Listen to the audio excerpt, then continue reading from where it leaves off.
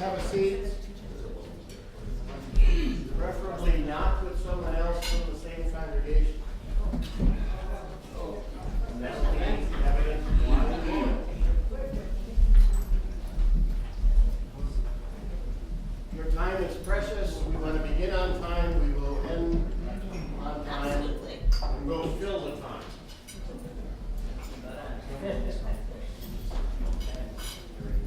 Thank you for gathering here at Messiah Lutheran Church in Winnipeg. We have two other settings participating with us, Hilldale Lutheran Church and Erickson, and they will be commenting with us, dialoguing with us a little bit later on.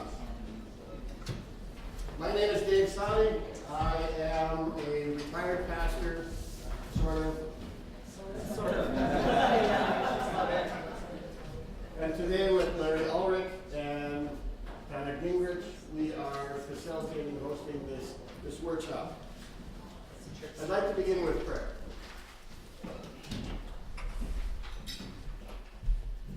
Gracious God, we thank you for this day, for this opportunity to gather as your church. This is your church. This is your mission. And we are your people. You are preparing for us a new leader, a bishop. And we discern who that person might be. We seek to welcome this person and support this person as you would have us blessed by this person. Guide our conversations and speak to our hearts this day. May we do your will and walk in your ways. Amen. Amen. Okay, please take a moment and introduce yourself to the others at your table. Just a moment. Just a moment. Hey. I want to describe our process for the day and walk you through today's schedule.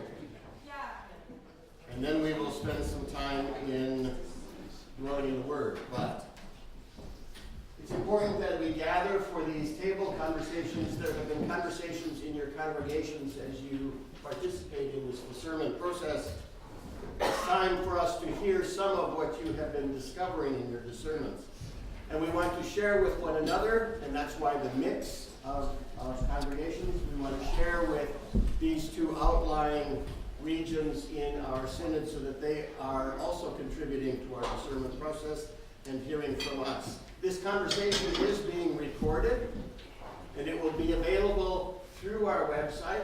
There will be also some data from Table Talk 3 today that will be sent to you, and that's why you have your email address, so that you have that information for your next council meetings. Today's schedule. We are into the introduction and orientation. There will be some explanation of why we are doing this discernment process and what it means. We are dwelling in the Word, continuing that with two table talks on that Word, and then hearing from you what you have been discovering in these last couple of months. There will be some collective discussions at your table, and then a brief summary of that that we will hear from one another here today. But all of that data will be sent to you next week. That's why your email address is here. We'll also talk about what happens at the convention, what happens next in this discernment process, and there is some homework for your April council. Why are we doing this? Most of us have had some experience either being hired or hiring someone else for a position. We know that we have some goals and roles, some jobs that we want filled, and so we define what those jobs are, and we identify the characteristics, the skill sets, the experience that we see, and then we do a search process and an interview process, and we choose and we hire someone. But this is a business model. And we use some of that business model in the calling of a pastor Again, we have a parish profile. We have some goals set for the next 1, 2, 3 years, and then we look for someone with some matching skill sets. But what can often happen in that is that we are focusing on doing what we think we need and miss maybe what God thinks we need. We are not suggesting that this discernment process is better than the business model. We're suggesting that it needs to be alongside the business model. And we are at sort of a transition point in the discernment process where we will go back to a synod profile and looking at the synod reports. But you'll hear more about that a little later. In the business model, we are thinking of the candidate, the future employer that we think we need and we choose. But let's face it, we have our own agendas, we have our own biases around that. There's a little bit of politics and a little bit of, well, maybe because we are thinking about particular things, we're thinking too narrowly. And of course, in an election kind of process, there is also the risk that we start promoting certain people and, again, muddying up the process a bit. So what we want to do is step back and kind of get out of the way and think of, and that's why the questions in the discernment process so far has been not whom do we choose, but whom is God choosing? Who is the person that God is preparing to do the mission that God is intending? So this is God's agenda, and we need to listen. We need to listen. So part of that involves the dwelling in the Word, spending time in prayer, spending time in conversation. What is God saying to us? Let's spend time with Scripture. Thanks, Dave. At your tables, if there hasn't been a distribution, you should have access to something that says Dwelling in the Word, March 3rd. So just setting the context of this reading a little bit, as Dave mentioned, we have in January and February looked at leadership that God is choosing. And already in the early church, there was a necessity to organize. And so Paul's readers probably know that what these roles are.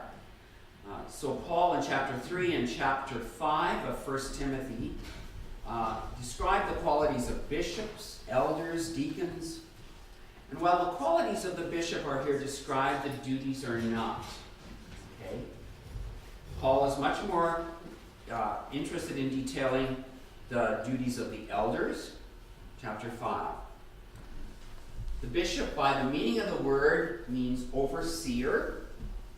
And as such, there must be expectations of sound management because evidence of this capability is to be witnessed in the management of the bishop's own family.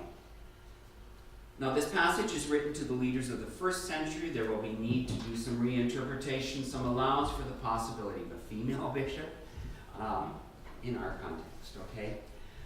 And so, as you have been doing in your January and February council meetings, this dwelling in the word process is something that's kind of a lex divina process in which you read it twice, usually with a male and a female voice. And so I've asked Kelly if she would read it the first time. A reading from 1 Timothy. The saying is sure, that whoever aspires to the office of bishop desires a noble task.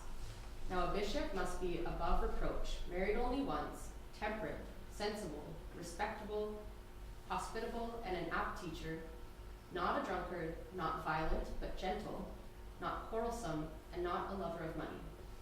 They must manage their own household well, keeping their children submissive and respectful in every way.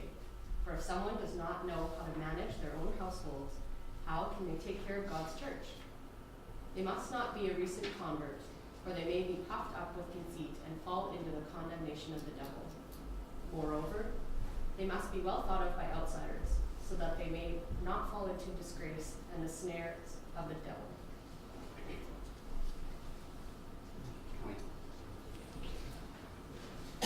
Just take just a moment silence with this text first.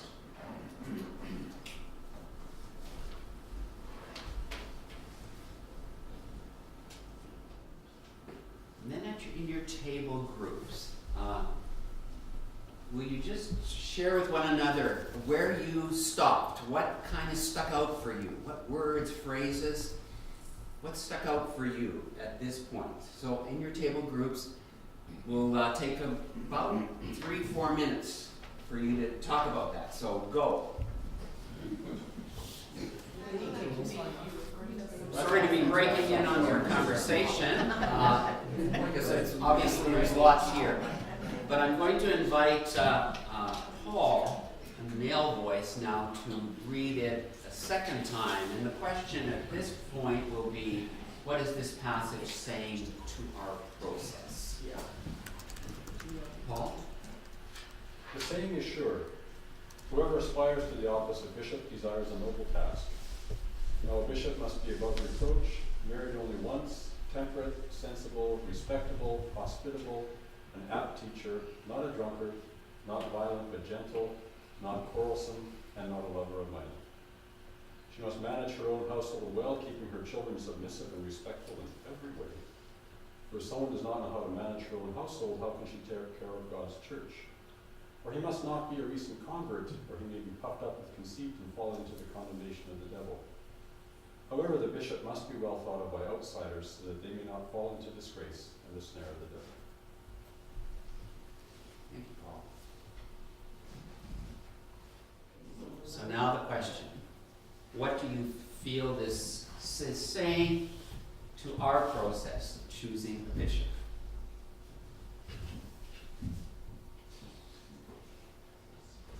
We are going to go into an integrating, amalgamating kind of discussion now. There is a worksheet coming to your table. We're going to ask that someone be a recorder who will fill out this sheet and hand it in at the end of the day. It is from these notes. It is from these notes that we will compile the data of all of our tables and email that to you next week. Okay? So, there is a point in Acts when what do? They drew lots to decide who would be the servant. Would you please take a moment to talk about, to identify who will be the recorder? Do that now.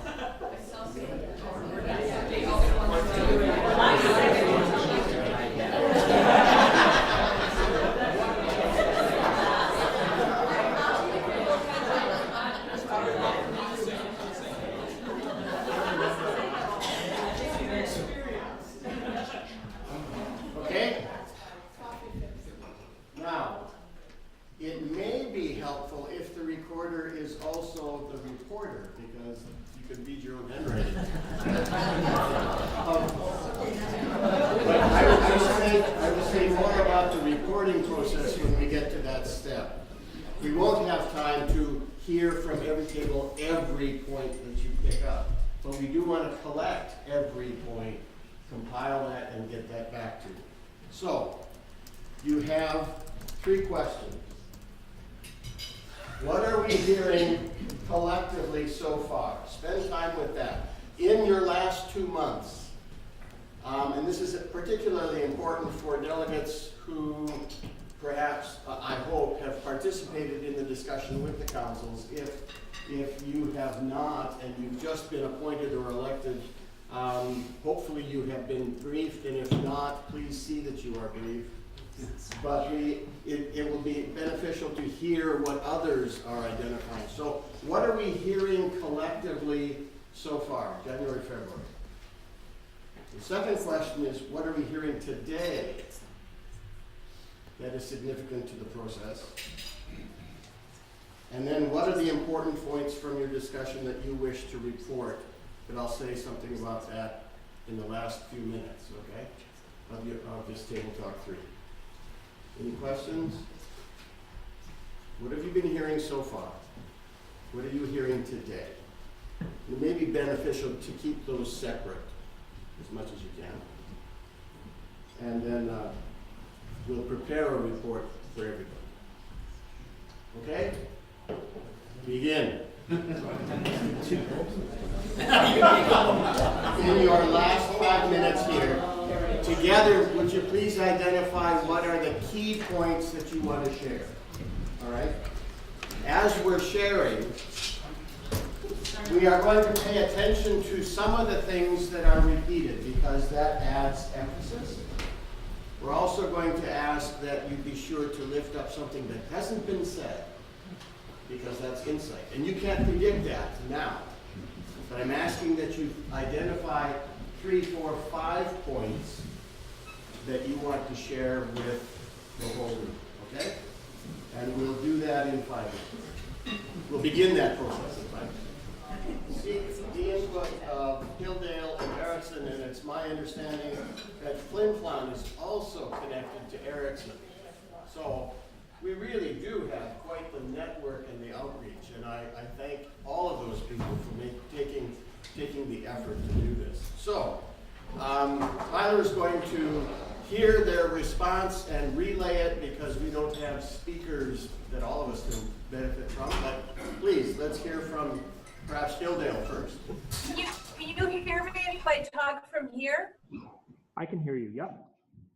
Okay, so, well, what we thought was really important through our January, February discussions is that God continually surprises us with his leaders, choice of leaders.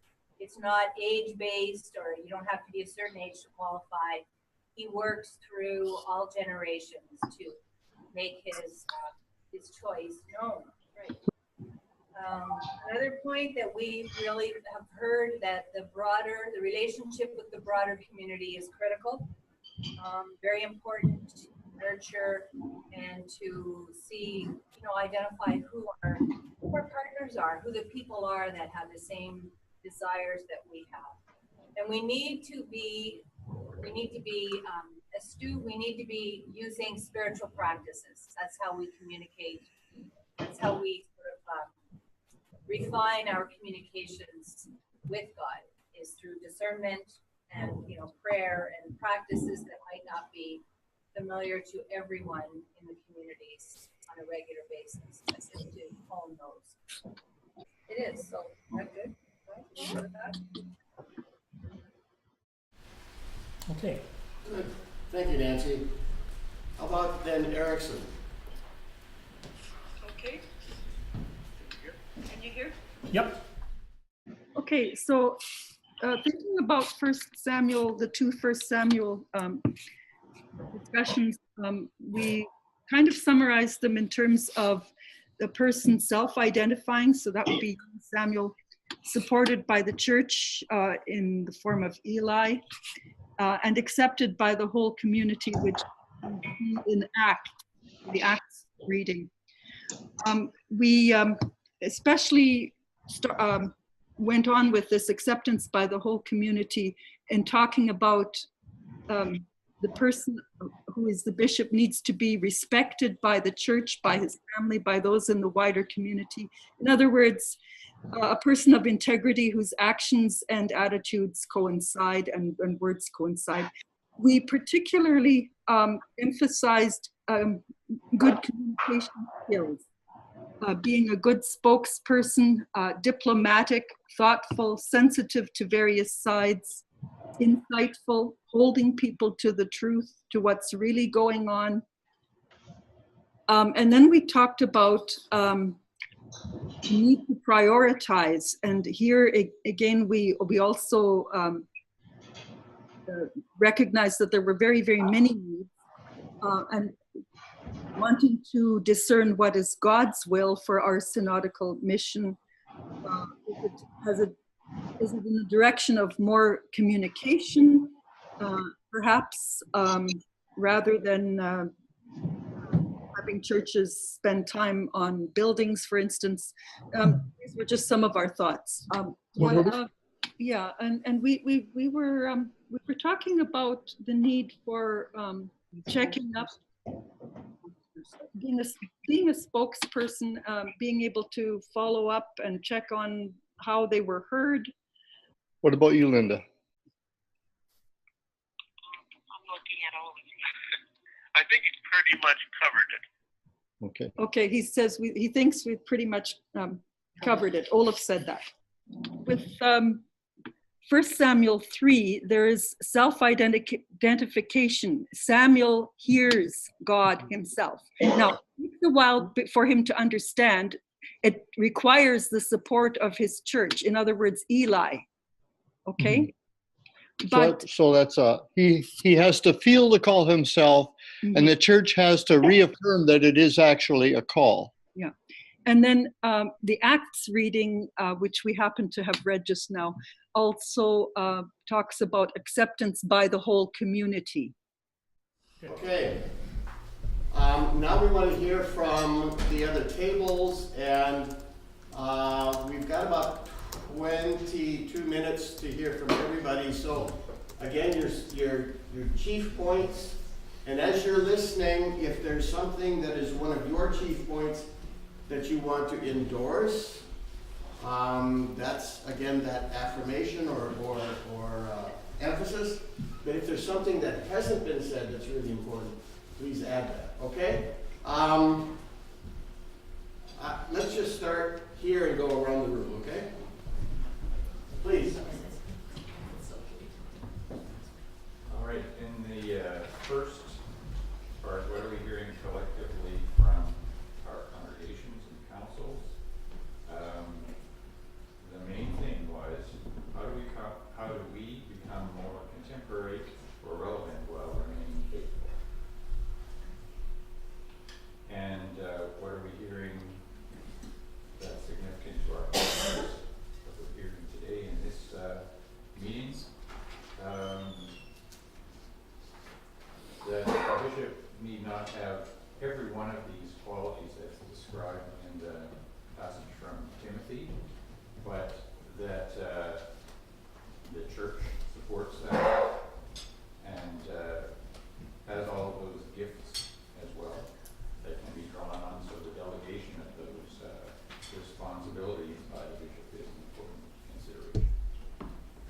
Is that a fair summation? Thank you. And are they able to hear if we speak? Yes. Okay. Yep. There's Excellent. thumbs up here, yeah. You people? Who's your word? Actually, with us is like them, it's the, for hearing, what are we hearing collectively, is that in David and in Samuel, in David they picked the youngest one, and in Samuel, he didn't get it at first, but with the voice of older experience and Eli, he did get it in the end. The concern is, what's the process? Especially for the lay people, it's very difficult for us to know what the process. But we have the unexpectedness and the importance of prayerful process. We pray about it in age restriction, who's eligible, that's another thing that came up here. We don't know, and again, how do we know who these people are, and how are you able to cast your vote when you don't know who these people are? It comes right down to it. Age requirement was one, and the other thing is we haven't heard much about the status of the church and what the church really needs in this time of change. Have to look at a different way of thinking. Is that pretty much it? So I think one of the salient points was we need to know more about the process and how do we know who these candidates are and what they bring. We're going to hear some of that later this morning. And in terms of the report about where the church is at and what the church needs, you're going to get something today that is the parish profile, the synod profile, and you will be getting the bulletin of reports very shortly. So some of that data is in there, and that's that's the second part, that's the transition part in our discerning process. Moving from listening to scripture and God in prayer and adding to that listening to the church. So I think is that a reflection fairly of your important concerns? Yeah, I think so. Okay, good. I Thank you. think the connection between the youthfulness and the experienced wisdom of age were both pointed out in those previous council discernment texts. Okay, so that the candidate, whoever that candidate is, functions within a context of community that affirms call, affirms direction, adds wisdom.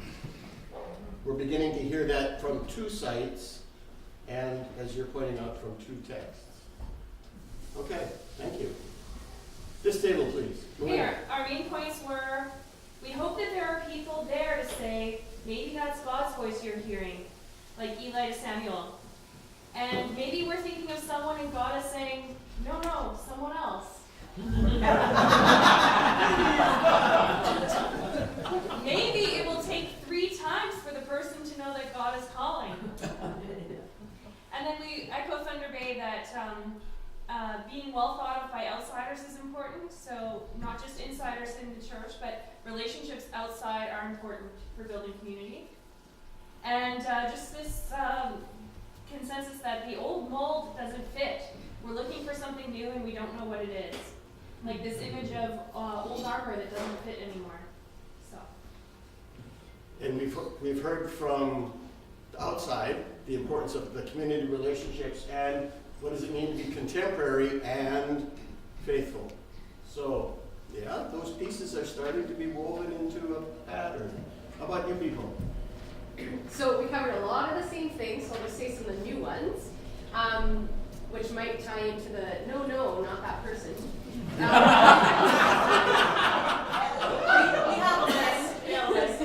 And the fact that people are coming in cold and don't know who the person is, right? Like it's a pretty quick turnaround to decide, okay, is this the right person? So it's really important to speak about our experience with that person instead of like kind of playing shy and nice and coy and waiting for somebody else to say something. It's really important to speak with integrity about that person's characteristics and their leadership abilities.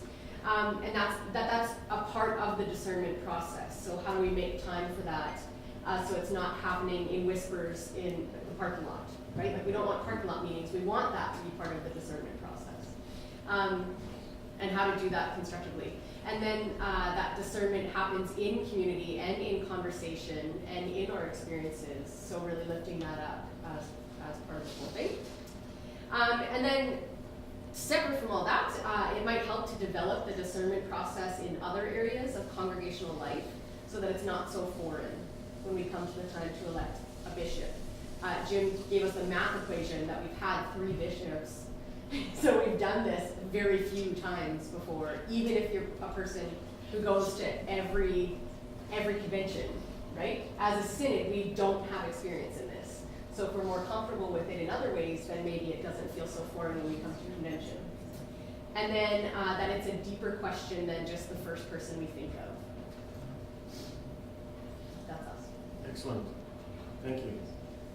Reminder, we're going to collect all of your notes and you'll get all of this data to reflect on with your councils. But great, thank you very much. Please. So, one of the themes that it sounds like is emerging that we also spoke to was that question about really knowing the heart of the individual who would be a potential bishop, and also what vision they have for the future, especially in terms of important partnerships, working with society in a much more broad sense. And maybe something that hasn't been mentioned yet is that not only is the NNO Synod in the process of discerning a new bishop, but so with the Diocese of Rupert's Land. So that might be an important piece to be thinking about. In terms of shared process or cooperative work going forward? I'm not sure what you mean. I can't speak to that because it wasn't my particular point. Okay.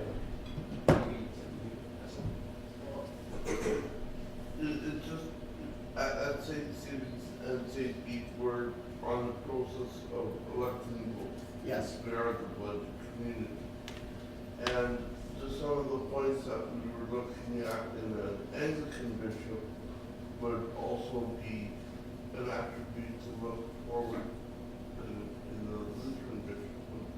Some of those include being a pastor to our pastors is a very important thing. When we also look at partnering with other Lutheran churches, other parishes of other faiths, in terms of being a smaller congregation, that we can do more work if we do work together. So we need a strong facility here. Okay.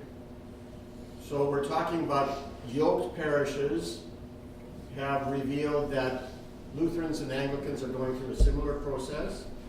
We need to affirm cooperative work and similar skill sets. Yeah. And think more broadly about those partnerships, even at a congregational level, sharing our gifts and opportunities. Very well said. Okay. How about you people?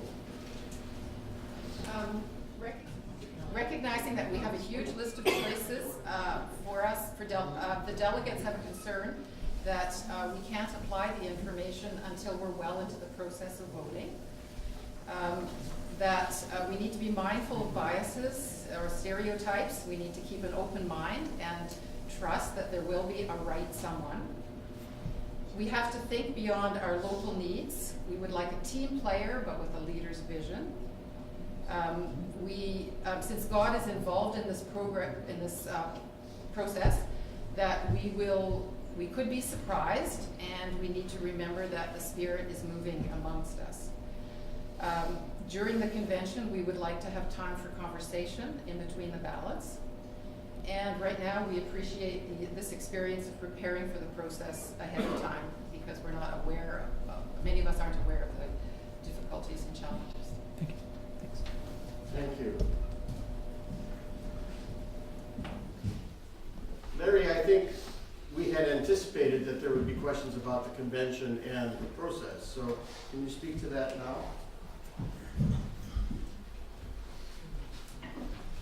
So, what will happen at the convention before we begin any of the election process is that we have asked, as a discernment committee, we have asked whether we might continue the process of doing some dwelling in the Word and having table conversations. So this isn't entirely what you were asking for in terms of between the ballots, but even before the ballots begin, there will be a half hour of dwelling in the Word and conversation. And again, you will be bringing pieces that you've heard today, plus what you're going to be hearing at your council meetings in March and April. Okay?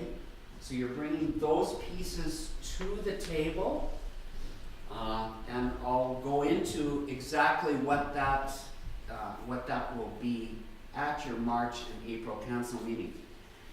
On the Thursday evening of convention, the first ballot will take place. So following the half hour of conversation, dwelling in the Word, and conversation at your tables, your first ballot will take place.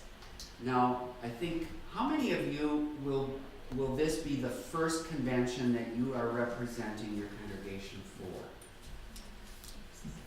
Okay, so the important piece to this is that, and this sounds very difficult, and I think you've heard reference to it, but the first ballot is a nominating ballot, which means that you do a write-in piece.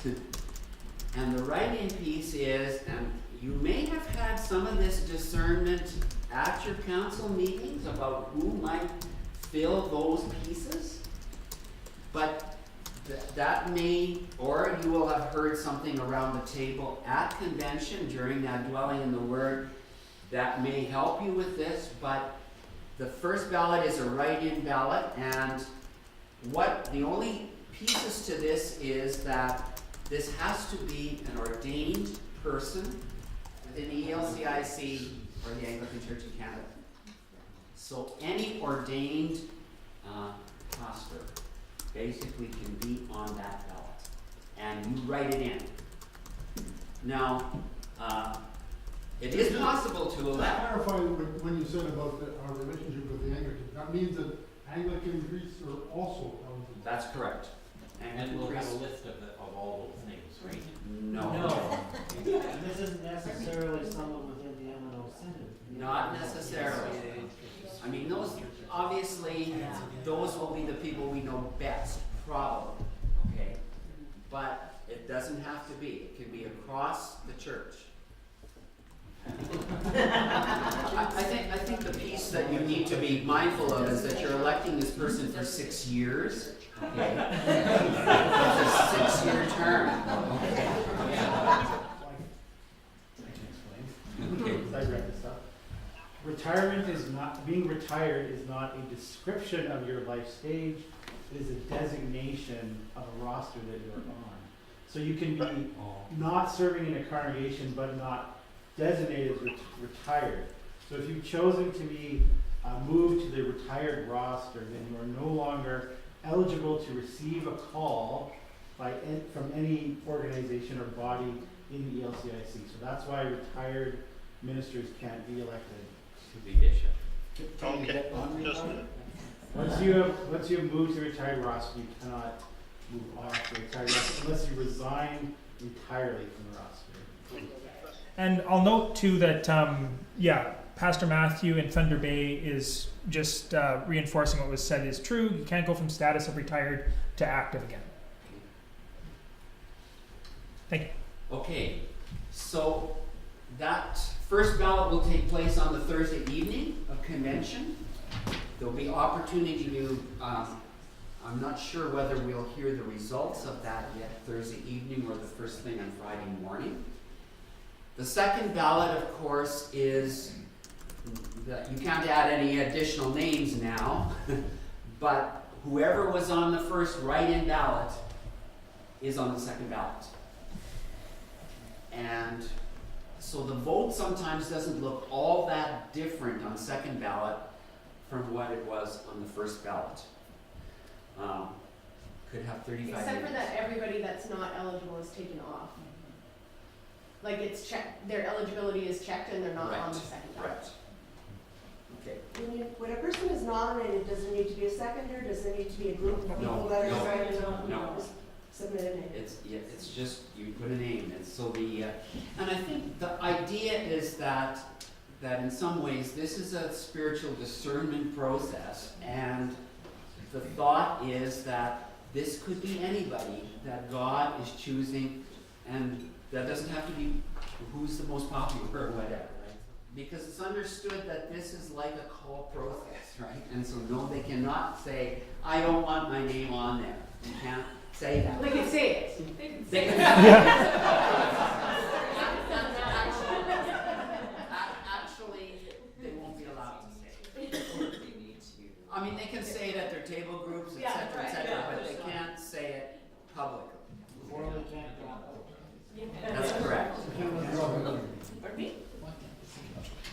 Okay, and then the third ballot, only the people who have the top four people. So the top 4 people on the third ballot are the only people that you would vote for, okay? And following the third ballot, the top 3 people will be invited to address the convention, and with that to say something about their vision for pieces, etc. Yes, Courtney? So it might be helpful to know that for between the second and the third ballot, the top 4 people who will be on that ballot will present biographical data forms to convention delegates. So those will be made available for delegates to review and continue discernment between those votes. Thank you. Thank you. That's helpful. And so then for the fourth ballot, you only have the 3 people who have addressed the convention. And I guess one of the realities is if somebody feels that this is really not what God is calling them to do, they can choose not to address the convention. And that in some ways, Or they can address them in a fashion that people say, I'm not voting for that person. well, I think we would probably say they wouldn't address the convention period, which would say to the convention delegates, So they couldn't get up and say, I don't want, thanks, but no Can't thanks. withdraw their name. they can't withdraw their name. They can't withdraw their name. No. Can they neglect to submit biographical? Yeah. They can do that as well. Okay. Yeah. Which, so you have already begun to figure out that they are not. Yes, it is different numbers. So after the first ballot, if it were to be elected, that would be 75%. After the second ballot, it would have to be 66 2/3% in order to elect. And after third ballot, simple majority. Okay. And if it's necessary that we go to a fifth ballot, then it would only be the top 2 people. So always one comes off. Okay? Yeah. Can I emphasize again the importance of conversation among the delegation between the second and third ballot? It seems to me that one of the common statements that's made at convention is if you're coming for the first time or if you're a layperson who doesn't know all the names that might be on the ballot, there's a lot of anxiety about the fact I don't know these people. And how am I going to make an assessment of their qualifications in my mind before I vote? So if there could be a lot of emphasis from the chair to encourage conversation and to invite show where there's moments you can have conversation to try and talk to your neighbors, find out who the names are on the ballot, etc. So that it's not a rushed kind of moment in order to be able to get people caught up. And I know that's what I heard over here when you were reporting, right? That is there time to have those kind of conversations? And I'm not in charge of the convention agenda, so I don't really know. I know it's tight, but yes, I mean that's part of why you're sitting at tables. It's part of why we have done this. It's part of that whole discernment process, and so thank you for that.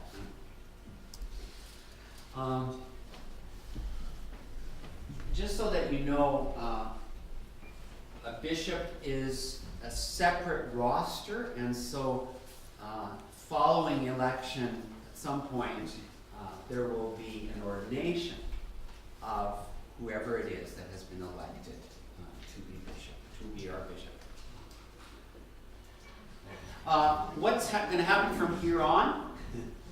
Already, to your council chairs has been emailed the next dwelling in the Word for your discernment process to continue. At the March meeting, you're really going to be talking a bit about what do you believe are God's priorities for leadership looking at the next 6 years. So you're going to be doing some of that discerning based on what you believe is needed in our synod. Yes, in your congregation, but in the synod as a whole. So I know there was some sense of asking some of those questions, but that's part of your ongoing work along with council. So if you are not on council and you're a delegate, you need to be at your March and April council meetings, okay? This is important. You need to be there. We're going to be, in April, we're going to say another dwelling in the Word, but the way the process will continue is to say, okay, you have talked about the top priorities for the synod. We want you to choose the one that's really the most important, you believe, for the next 6 years. And then, based on that, what kind of leadership gifts would be necessary for the bishop, but also for other leaders? I think that was commented about here, and that's really well. I mean, what is necessary, I don't know whether Jesus himself could fill sometimes. We need all of God's people and the leadership gifts of all of God's people. So in some ways, it's what are the characteristics that are necessary in that leader, and how will whoever is the leader find the pieces that are necessary to carry out this kind of thing. After April council meeting, you are going to be asked to send in what is the priority that you have decided is the main one and the leadership qualities that are necessary. We're going to ask you to send that in. It'll be probably to my email address, so that'll be on the information. And one of the realities is that we realize that there are council meetings that happen all the way through a month. So you're going to be receiving, or we will be receiving that information, but will not be compiling it in time for the convention. However, as we've talked a little bit about that, the important thing is that that will be compiled for the person who we have elected as the new bishop and for Synod Council to take a look at and then decide what the priorities are based on what they have heard from you. Okay? I just wanted to summarize the actual roles of the bishop, and that will be coming out in the bulletin of reports. But if I may, can I read it out from the bylaws what the bishop shall do? The first one, this is from part 8, section 6 of the bylaws, so you're free to connect with the link on our website.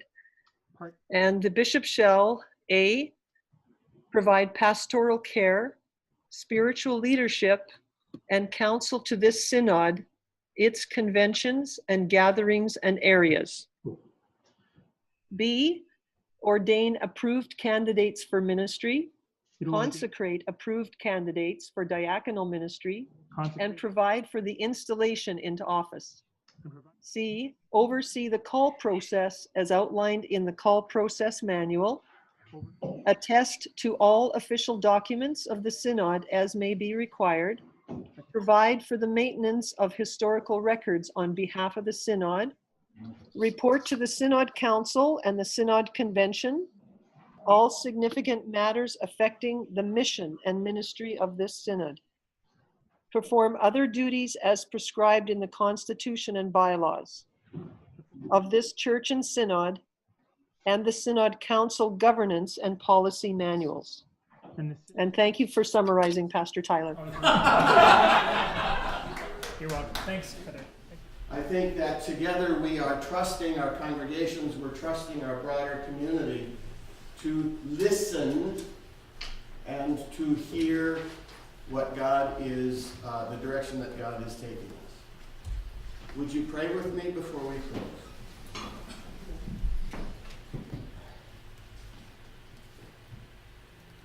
We began by saying, we are your people, this is your church, this is your mission. Breathe on us, breath of God. Inspire us, transform us, enliven us, illumine us. Let your word become enfleshed among us as we choose whom you would choose. Guide our reflections, our conversations, our discernment. Help us to listen faithfully and deeply. We pray in the name of the Father, and the Son, and the Holy Spirit.